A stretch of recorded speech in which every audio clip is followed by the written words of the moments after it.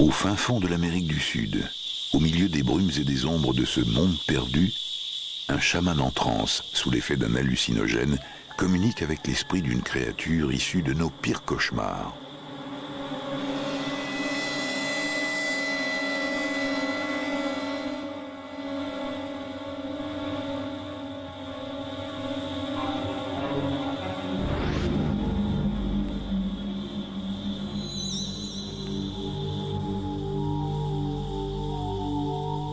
Le chaman a des visions et fait des rêves. Et il prie les esprits de protéger les hommes de sa tribu quand ils se déplacent dans la forêt.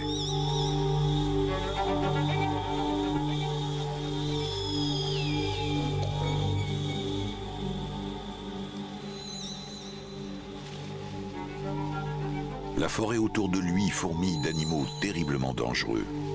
Mais les Indiens Piaroa en vénèrent un par-dessus tout. C'est l'une des araignées les plus grosses et les plus venimeuses de la planète. La mygale géante.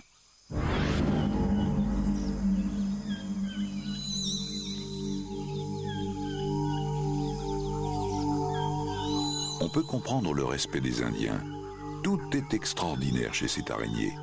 Elle a 8 yeux, des crochets de 2 cm de long, et ses pattes lui confèrent facilement la taille d'une assiette.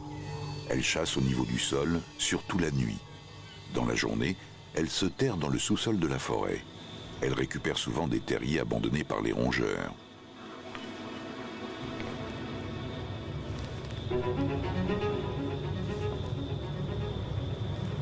La mygale géante n'est pas la seule créature redoutable vivant dans ces régions.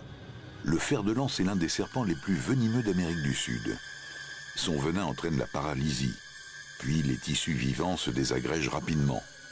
Ces victimes immobilisées subissent une lente agonie, puis elles se dissolvent lentement de l'intérieur. Sur place, il n'y a qu'un seul remède à la morsure de ce serpent. Amputer immédiatement le membre atteint. Bien que le fer-de-lance attaque l'homme pour se défendre, il chasse d'ordinaire des rongeurs. Il les accule parfois sous terre. Il est manifestement à la recherche de nourriture. Mais ce terrier n'est pas occupé par une simple souris.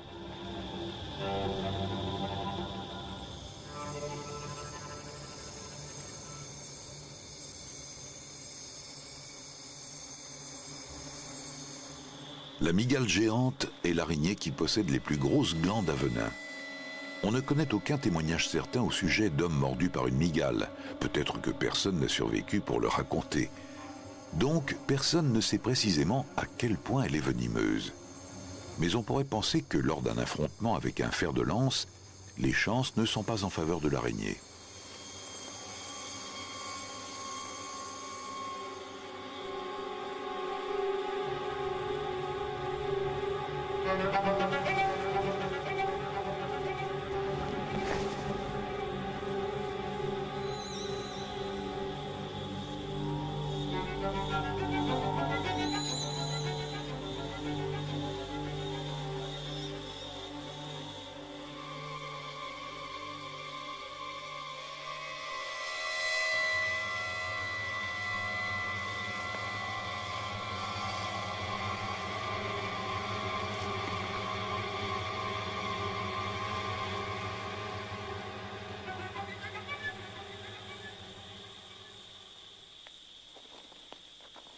En 4 minutes à peine, le serpent remue la queue pour la dernière fois. La mygale géante possède une énorme quantité de venin, dont l'effet est curieusement semblable à celui du serpent. Il désagrège également les tissus.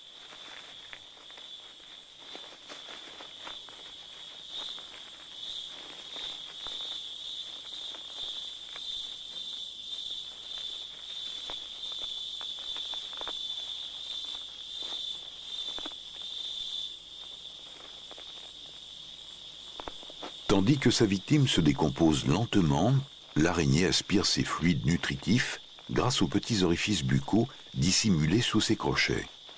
Pour finir, elle ingérera et dévorera même la colonne vertébrale du serpent après en avoir ôté la chair.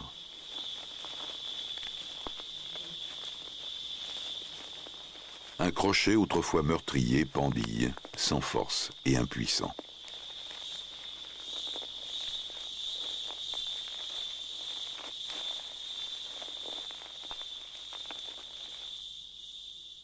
Au bout de 17 heures, il ne subsiste que la peau desséchée de ce qui fut un serpent au venin mortel.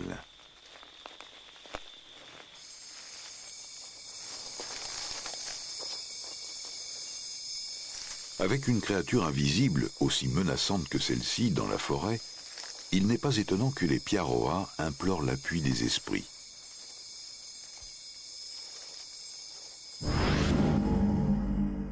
Un modèle de mygale en cire orne la coiffe cérémonielle du chaman du village. Sous l'emprise d'une substance hallucinogène, le yopo, il communique avec les esprits des araignées pour leur demander protection. Ils obtiennent cette drogue en broyant les graines d'un arbre local. Ils absorbent les substances chimiques actives par le nez. Le chaman va vite avoir des visions.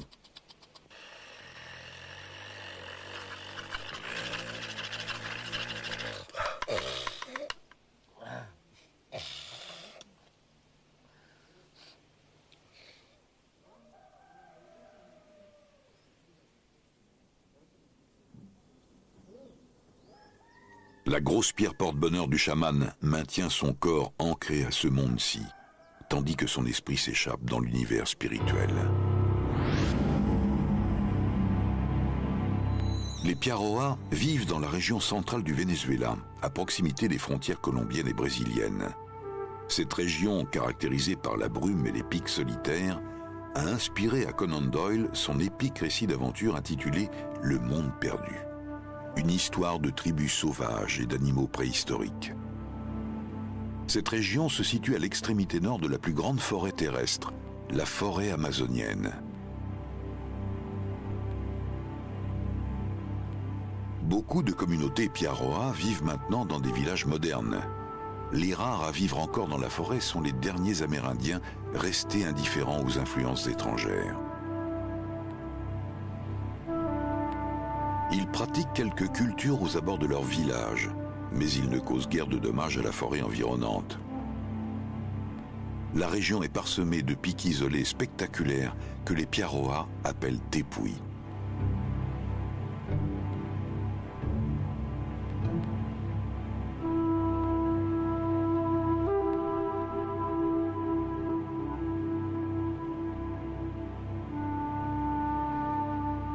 Le plus haut de tous dépasse 1000 mètres. Il se dresse presque verticalement au-dessus de la jungle. Sacré aux yeux des Piaroa, il est mentionné dans beaucoup de leurs légendes. Ils l'appellent Wa'ari-Kuwai. Il y a des milliers d'années, un grand arbre chargé de tous les fruits de la forêt poussait ici. Les dieux envoyèrent un jeune garçon couper l'arbre pour qu'il fournisse de quoi manger à tous les hommes et à tous les animaux. Un tapir vorace mangea plus que sa part et les dieux transformèrent l'arbre et l'animal en pierre pour donner une leçon à tout le monde.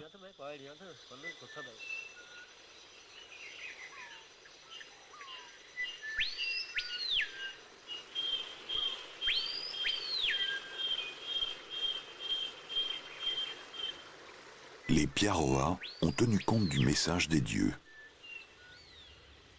Leurs croyances sont nées de la forêt qui les entoure. La forêt a peu changé depuis des siècles, de sorte que les Indiens n'ont aucun besoin de changer de mode de vie.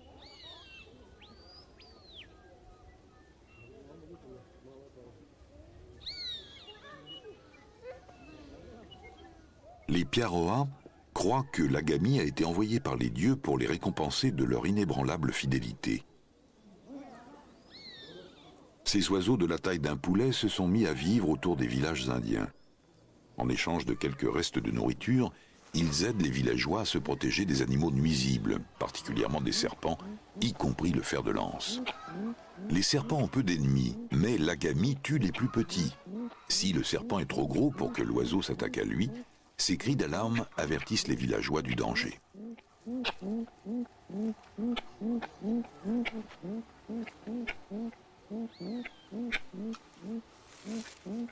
La coloration discrète du serpent a trompé l'oiseau.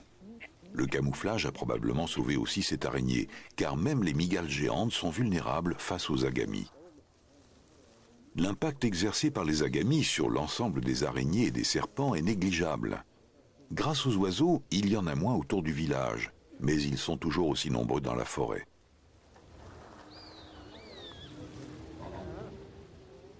Les hommes se préparent en vue d'une expédition de chasse. Ils demandent donc aux chamans de les bénir et de prier pour assurer leur sauvegarde et leur succès.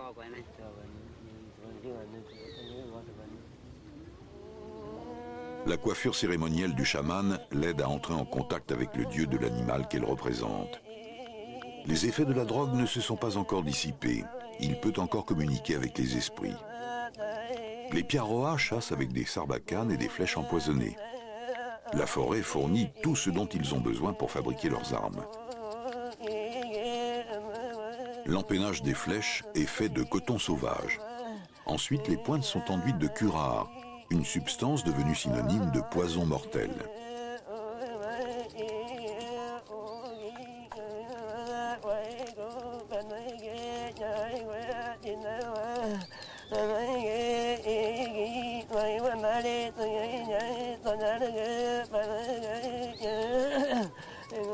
Le curare provient de l'écorce d'une liane locale. Après en avoir extrait la sève, on la réchauffe à feu doux jusqu'à ce qu'elle soit épaisse et poisseuse comme du goudron.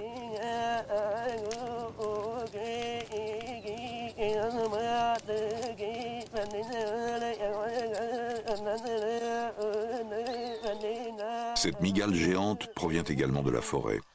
Elle est sculptée dans une substance moins dangereuse, la cire d'abeille sauvage. Les Piaroas considèrent que la forêt est leur amie, mais ils savent que toute relation implique un respect mutuel. On ne peut pas prendre sans donner en retour.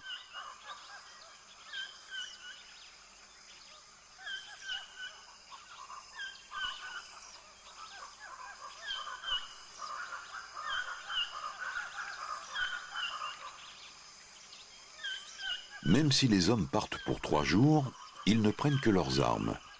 La forêt pourvoira à tous leurs autres besoins. Bien qu'ils soient bien armés, les chasseurs apprécient la présence du chaman pour pacifier les dieux de la forêt et leur porter chance.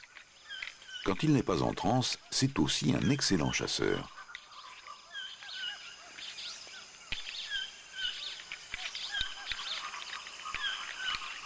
Le sanglier est très prisé, mais c'est un gibier dangereux.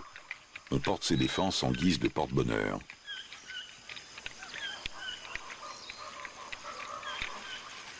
Les Piaroas chassent une grande variété d'animaux, parmi lesquels le cerf, des oiseaux, des rongeurs et des singes. Ils savent parfaitement traquer les animaux et se déplacer sans bruit dans la forêt pour s'approcher du gibier à pas de loup et le surprendre.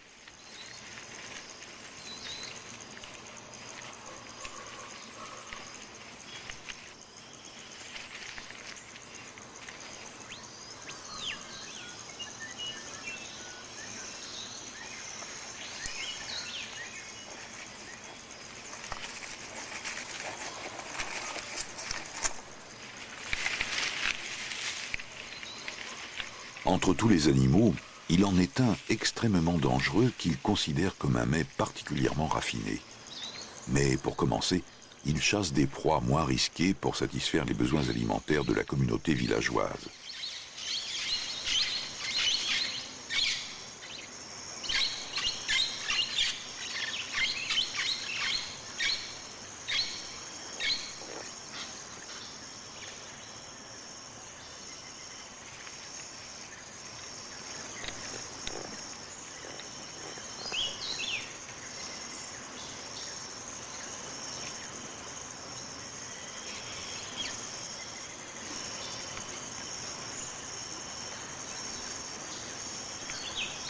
Pour se servir d'une sarbacane de plus de 3 mètres de long, il faut avoir la main ferme. Les Indiens tirent à la perfection jusqu'à 50 mètres.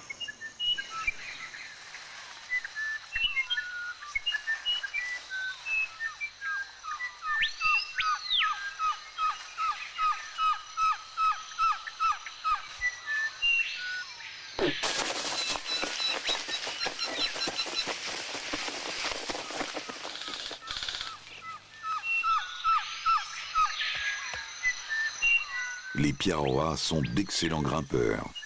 Ils laissent rarement un oiseau touché par une flèche en haut des arbres.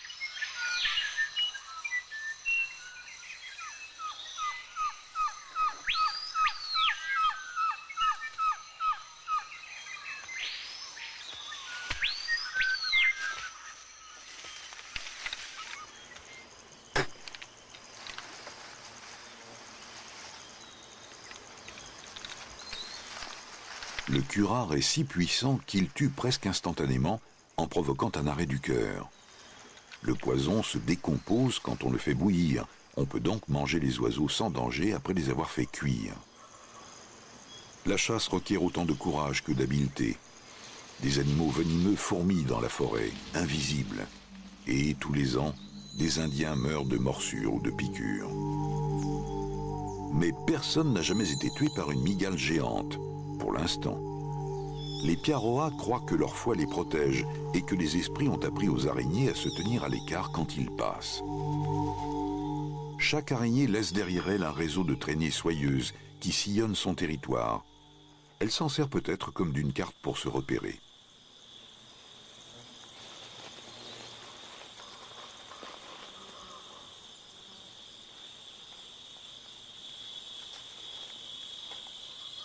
Elle dépose aussi plusieurs fils de soie rayonnants à partir de l'entrée de son terrier afin de détecter l'approche des ennemis et des proies. Une fois le piège mis en place, l'araignée se retire sous terre pour attendre les victimes sans méfiance. Mais son mode de défense n'est pas infaillible et les araignées venimeuses ont aussi leurs ennemis. Comme beaucoup de créatures dans ce monde perdu, la guêpe Pepsis a atteint des proportions énormes. L'évolution en a fait un démon ailé grand comme la main d'un homme. Cette guêpe recherche les mygales géantes, non pas pour les manger, mais pour introduire ses œufs dans leur corps. Elle doit d'abord attirer la mygale hors de son repère. Elle marche sur l'invisible filtre de soie installé sur le seuil de l'araignée, comme si elle déclenchait délibérément un mécanisme piégé. Ensuite, elle tente de piquer l'araignée par en dessous, là où son corps est le plus tendre, afin de la paralyser. Une fois l'araignée immobilisée, la guêpe va ensevelir la mygale dans son propre terrier, où elle sera peu à peu dévorée vivante par les larves de guêpe qui vont se développer à l'intérieur de son corps.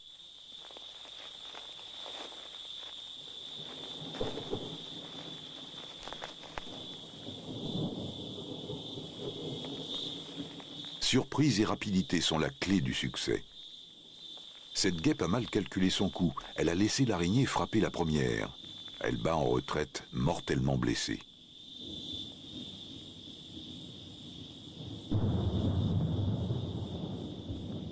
En avril, la saison des pluies commence.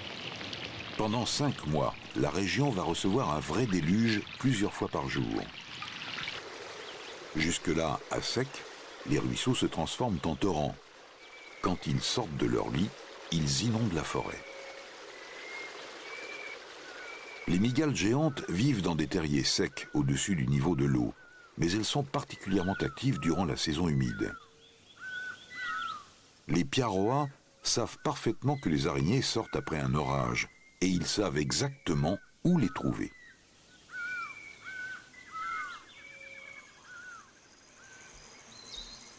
Les chasseurs accrochent leur gibier hors d'atteinte des charognards, comme les renards ou les chats sauvages, pour le récupérer plus tard.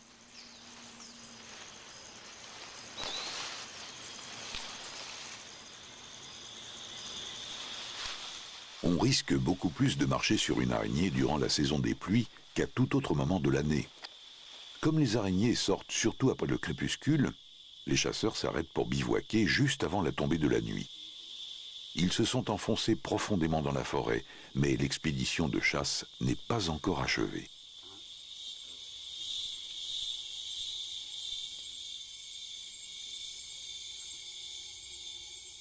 Tandis que les mygales géantes vivent à pied sec, certaines de leurs proches parentes arboricoles vivent dans la forêt inondée. Les orchidées poussent sur les arbres, mais contrairement aux espèces parasites, elles ne se servent de leur hôte que comme support. et ne tire aucune nourriture de ces derniers. Peu de biologistes se sont aventurés aussi loin dans la forêt amazonienne, de sorte que beaucoup de mygales vivant ici sont inconnus des scientifiques. Cette espèce n'a pas encore été répertoriée et n'a pas reçu de nom.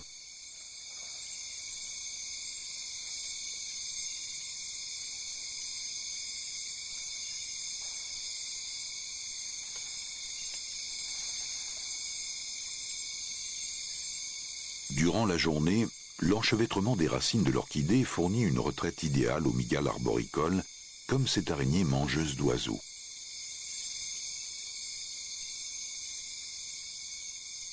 En dépit de leur nom, les araignées mangeuses d'oiseaux s'emparent rarement de proies ailées. En fait, elles se nourrissent surtout d'insectes qu'elles chassent la nuit. La mygale géante s'attaque à des proies bien plus variées. Elle se nourrit surtout d'insectes, en grande partie parce qu'ils sont de loin les plus abondants de tous les aliments dont elle dispose. Les fils de soie qui mènent au terrier transmettent sous forme de vibrations les mouvements des victimes potentielles au niveau du sol. Les poils sensibles des pattes de l'araignée peuvent détecter le plus léger frémissement.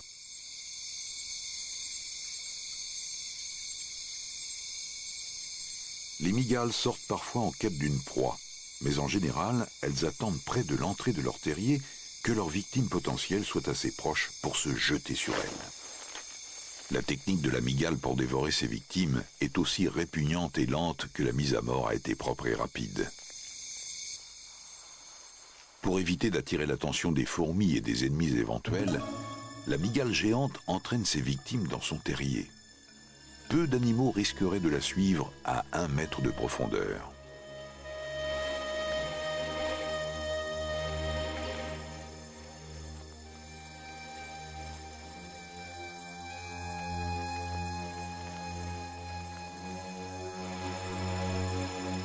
La mygale géante recouvre le sol de son repère d'une couche de soie. Ainsi, son terrier reste propre et les fourmis ne peuvent pas envahir la cavité. Cela forme aussi la base d'un cocon de soie qui lui servira éventuellement à envelopper sa victime comme une momie.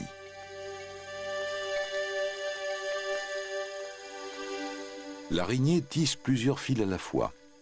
Elle entoure la sauterelle et fixe les extrémités des fils au sol.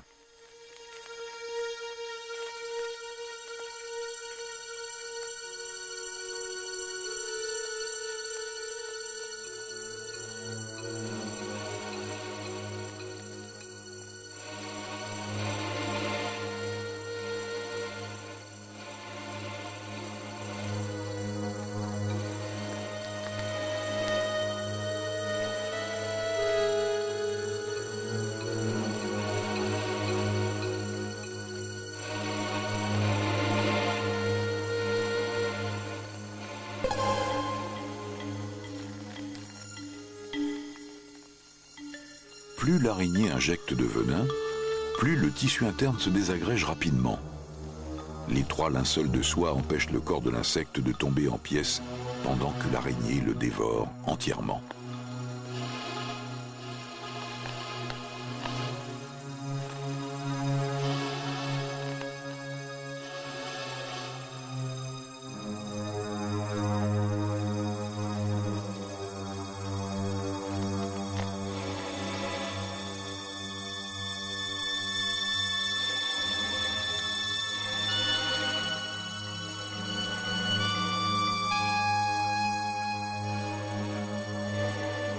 Les mygales géantes attachent un soin méticuleux à la propreté de leur corps et de leur terrier, pour ne pas être infectées par des champignons ou des bactéries, et pour éviter d'attirer des fourmis charognardes.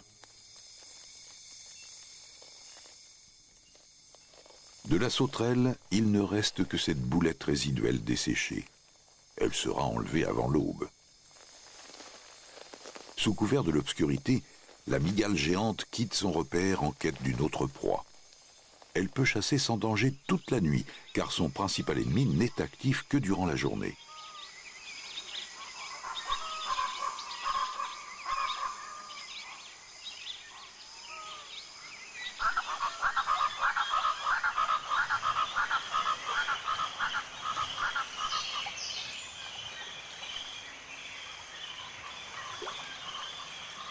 La forêt amazonienne abrite non seulement la plus grosse araignée venimeuse, mais aussi le plus grand serpent du monde. Il s'agit de deux espèces géantes, des monstres plus grands que nature du véritable monde perdu.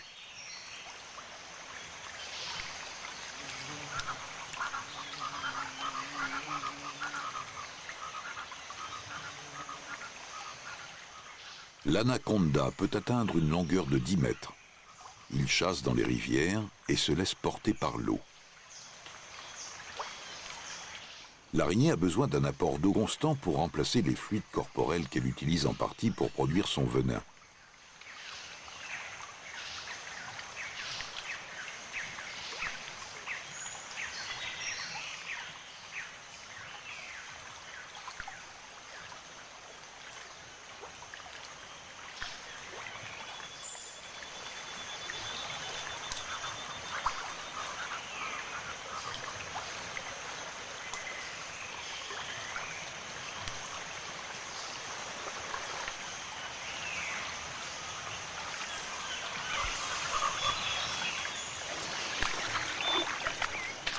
Les piaroas redoutent autant l'anaconda que la mygale géante.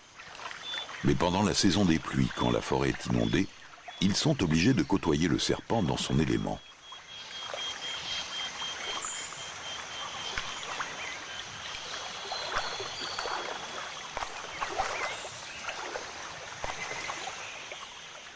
Les hommes regardent bien où ils mettent les pieds. L'anaconda n'attaque jamais s'il ne se sent pas menacé. Il n'est pas venimeux, mais sa morsure est douloureuse. Elle cause de profondes blessures qui peuvent s'infecter et entraîner des conséquences fatales. La forêt fournit beaucoup de remèdes naturels, mais les piaroas n'ont pas d'antibiotiques.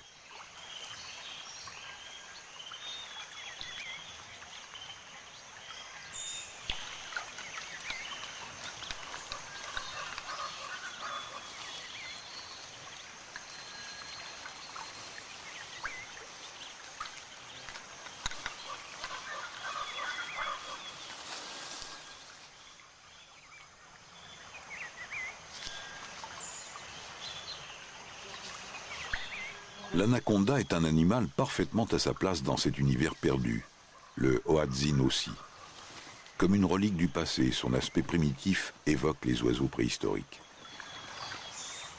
Contrairement à la plupart des oiseaux nichant dans les arbres, les petits Hoatzin quittent leur nid pour la première fois à l'âge d'une semaine, longtemps avant d'avoir acquis toutes leurs plumes.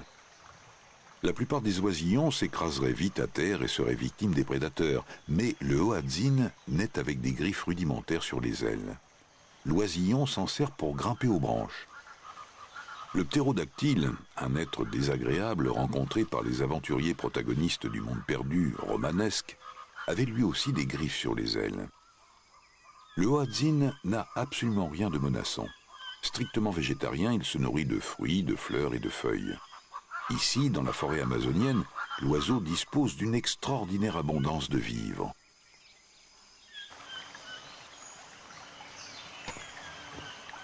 Le Hoatzin est magnifiquement adapté à la vie dans la forêt inondée.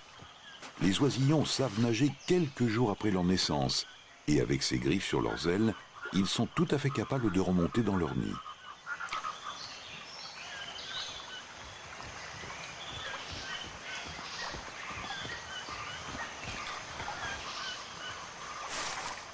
Les Indiens ramassent parfois les œufs de Hoatzin.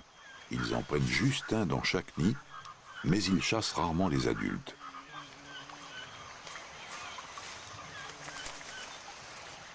Ils les ont baptisés oiseaux puants à cause de leur odeur de moisi, et ils préfèrent se consacrer à la chasse de proies beaucoup plus savoureuses.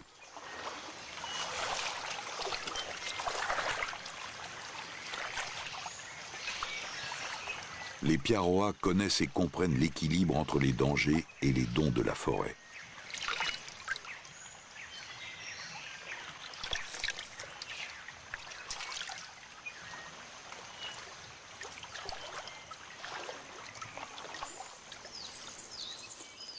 Ils chassent le coati, mais ce parent sud-américain du raton laveur a des sens très développés et il est difficile à attraper.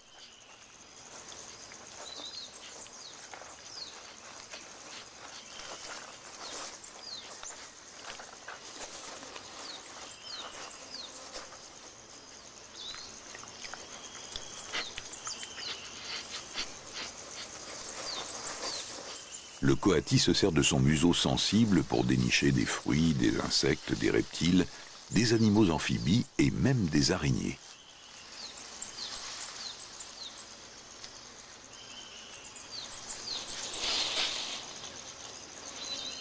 Cet animal est jeune. C'est la première fois qu'il rencontre une mygale géante. Il va avoir une surprise désagréable. L'araignée recule pour avoir l'air le plus intimidant possible. Si cela ne suffit pas, elle va faire entrer en action les épines de ses pattes arrière et les poils très particuliers de son abdomen. C'est un remarquable mécanisme de défense qui stoppe net la plupart des agresseurs. En guise d'ultime avertissement, l'araignée émet un sifflement comme un serpent. Mais cela ne dissuade pas le coati. Chaque mygale possède plus d'1 million de poils abdominaux garnis de barbillons. Un simple mouvement d'une patte arrière projette des milliers de ces poils dans l'air. Quand on les inhale, ils provoquent une intense sensation de brûlure. La douleur s'atténuera au bout de quelques heures, mais la leçon est apprise. Ce jeune coati aura désormais une peur salutaire des mygales géantes. Il n'en attaquera probablement jamais une autre.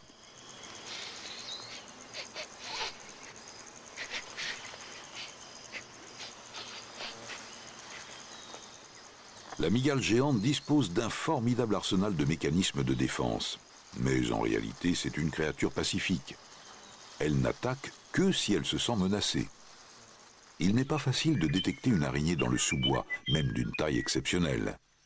Mais en compagnie du chaman, les hommes se sentent en sécurité et ils continuent à chasser dans la forêt.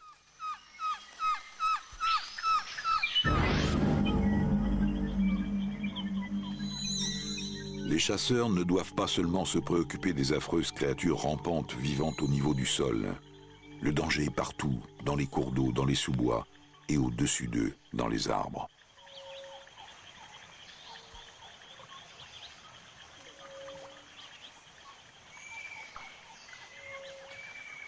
La morsure de cette araignée mangeuse d'oiseaux n'est pas plus grave qu'une piqûre d'abeille.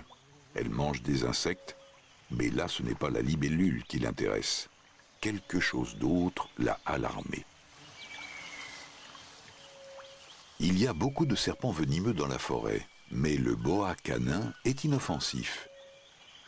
Il ne mange pas les mygales. Pourtant l'araignée réagit instinctivement au mouvement et décide de prendre le large. Pour elle, ce n'est pas un problème d'atterrir au milieu du ruisseau, car elle peut marcher sur l'eau. Ses nombreux poils font office de flotteurs, et ses pattes constituent d'excellentes pagaies.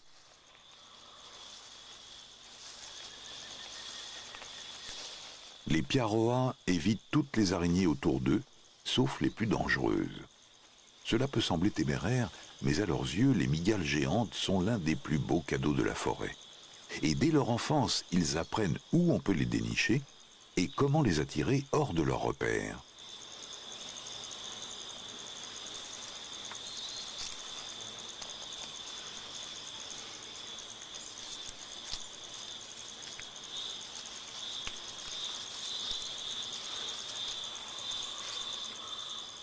Ils savent que les mygales sont sensibles aux vibrations et ils imitent à la perfection les mouvements d'un insecte aux prises avec un morceau de liane.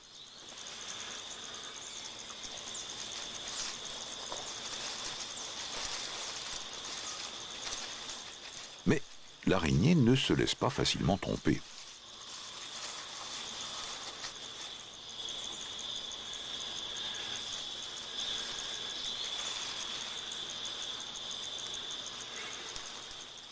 Si elle se sent menacée, elle répondra par un jet de poils.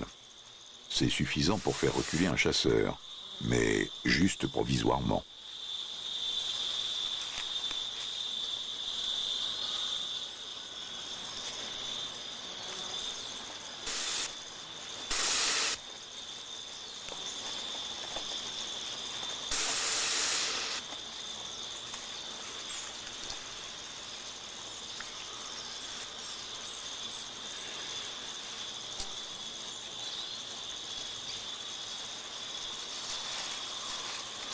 Quand il a attiré l'araignée à une certaine distance de son terrier, le chasseur la plaque au sol avec 2 doigts.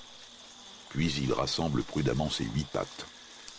Il prend bien garde de ne pas toucher son abdomen et de tenir ses doigts à distance des crochets acérés comme des aiguilles.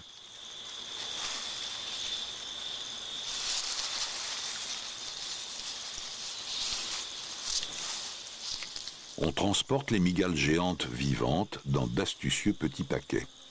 Une feuille sert de papier d'emballage. Avant d'attacher l'araignée à l'aide d'une tige, on souffle prudemment pour se débarrasser des poils de son abdomen.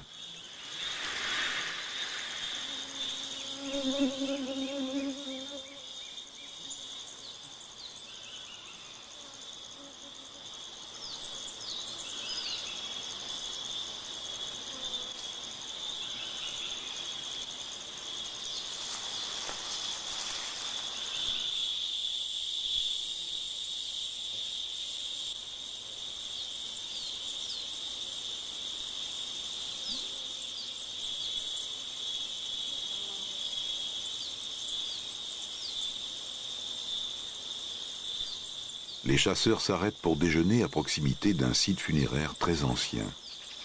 Depuis des générations, on attribue à cet endroit un caractère particulier.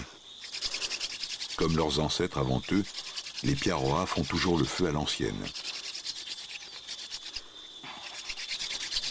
Il leur faut à peu près 5 minutes d'effort énergique pour obtenir la première étincelle.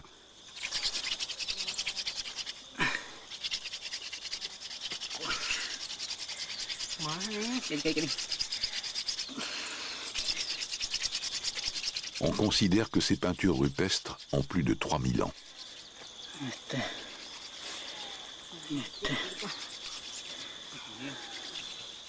On remarque des formes arachnéennes, mais le symbolisme de beaucoup de figures demeure mystérieux.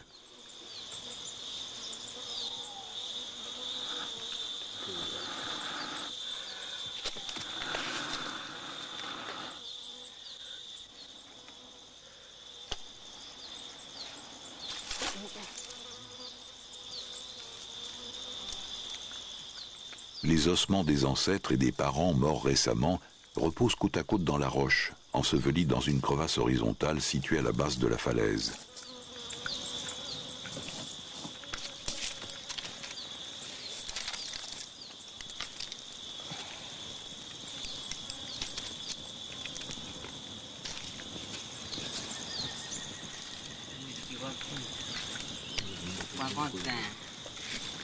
Les esprits se sont montrés favorables et la chasse a été bonne.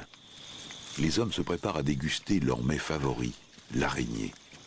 Pour eux, c'est un aliment de choix, mais ils n'en mangent pas plus qu'il ne leur en faut. 2 mygales chacun, cela leur permettra de tenir jusqu'à leur retour au village.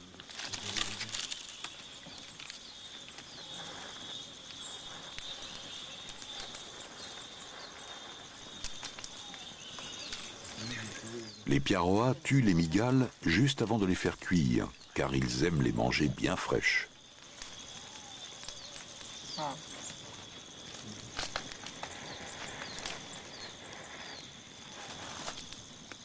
Ils les manient avec une extrême prudence. Ils ne les prennent en main que lorsqu'elles sont mortes.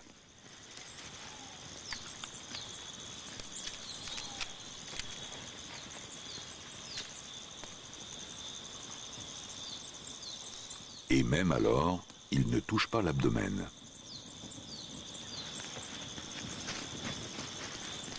Les femelles gorgées d'œufs sont un mets de choix.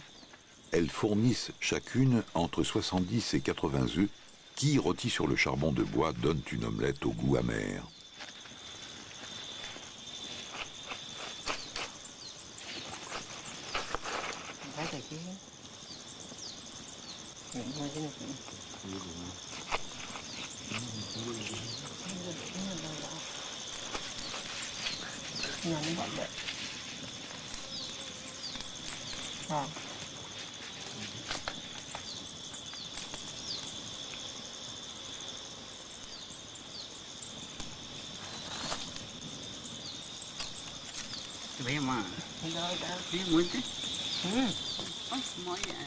Les chasseurs font cuire les pattes d'araignée sur le feu en flambant les poils au-dessus des flammes.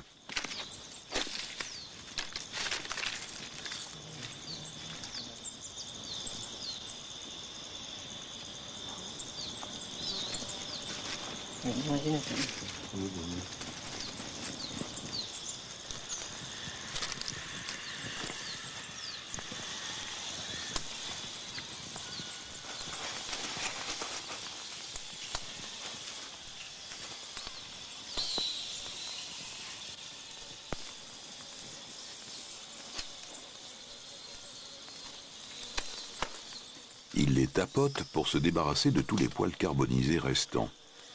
À leurs yeux, le thorax et les pattes sont les meilleurs morceaux. Apparemment, la chair a un goût assez semblable à celui des crevettes. Pour les piaroas, les œufs et la chair d'araignée sont l'équivalent du caviar et des fruits de mer.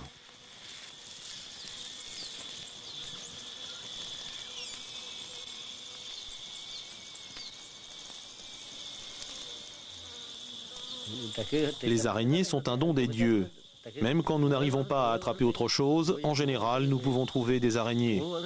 Nous savons qu'elles sont dangereuses, mais tant que nous respecterons leurs esprits, nous ne serons pas mordus. C'est un excellent aliment, elles sont délicieuses.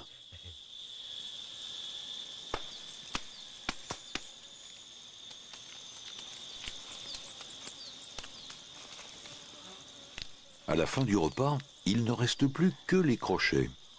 Même eux ne sont pas perdus. Ils fournissent probablement les cure-dents les plus exotiques au monde.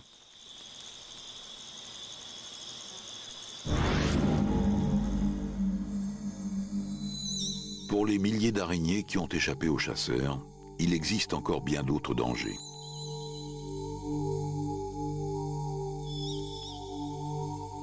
Le comportement des araignées entre elles est encore presque plus étrange qu'un barbecue d'araignées. Le plus grand danger auquel une mygale mâle est confrontée, c'est la femelle de son espèce.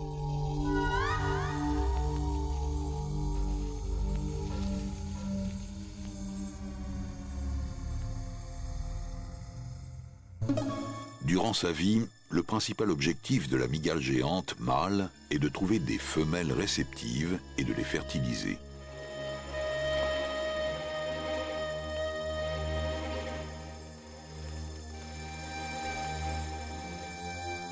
Le mâle s'approche du terrier d'une femelle avec une extrême prudence. Les mygales ne sont pas immunisées contre leur propre venin et un faux mouvement à n'importe quel moment de l'accouplement peut s'avérer fatal. Il tapote doucement la femelle pour étudier sa réaction. L'objectif semble être de la mettre en transe. Ensuite, il essaie doucement de la soulever pour atteindre ses organes sexuels situés sous son corps. C'est une chose que l'on ne peut pas faire à la va-vite.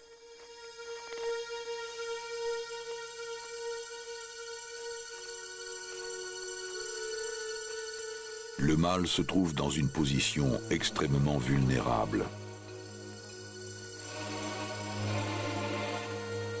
Celui-ci a fait un mouvement trop brusque et il a eu de la chance de survivre à son erreur.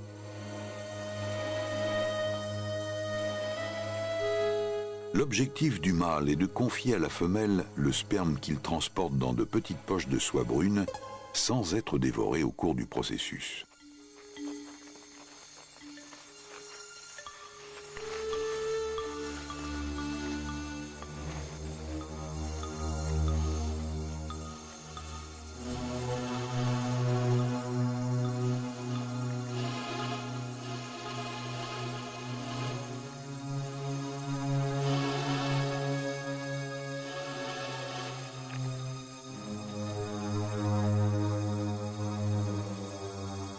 L'ensemble du processus est fascinant.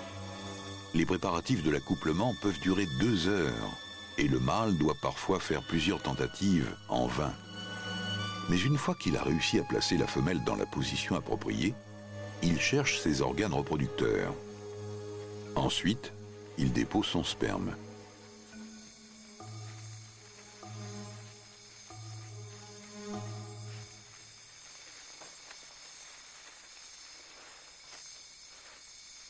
Une fois qu'il l'a fertilisée, il doit doucement la remettre à l'horizontale, puis s'en aller très vite avant qu'elle recouvre ses esprits et qu'elle cherche à l'attaquer.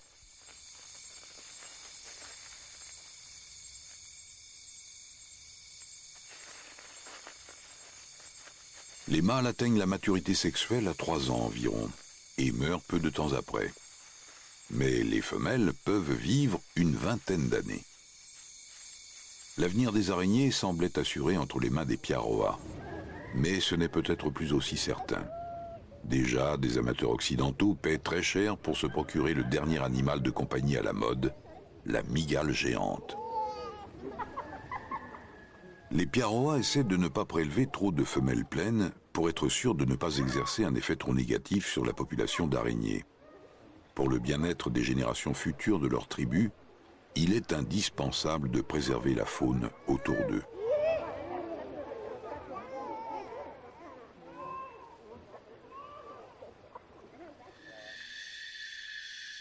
Quand je prends du yopo, je vois des forces mauvaises qui essaient de nous voler les araignées. Je prie les esprits de chasser ces démons. Je vais bientôt devoir apprendre aux enfants du village à inhaler du yopo. Ainsi, quand je mourrai, il y en aura au moins un qui prendra ma suite et qui prendra soin des mygales.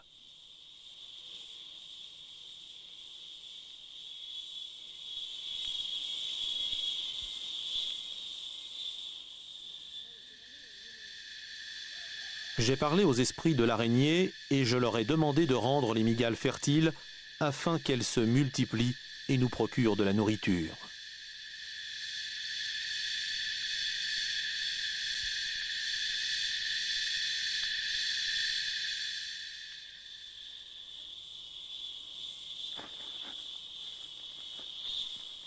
Chaque femelle pond entre 70 et 80 gros œufs qu'elle enveloppe dans un cocon de soie de la taille d'un citron.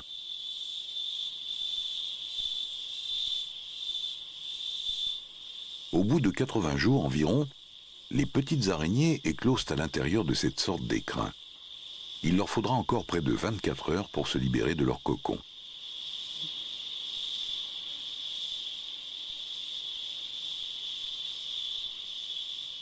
Après leur naissance, elles restent pendant quelques jours dans le terrier de leur mère, en se nourrissant de ce qui leur reste de jaune d'œuf. Désormais, la tâche de la mère est terminée. Son terrier offre un abri aux bébés, mais elle ne les nourrit pas.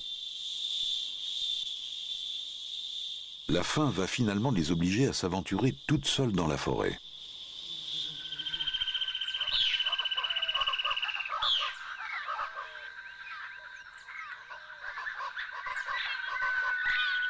Vivant dans un milieu naturel comportant des créatures aussi redoutables, les Piaroa ont élaboré une religion qui cherche à convaincre les esprits de la forêt d'être de leur côté.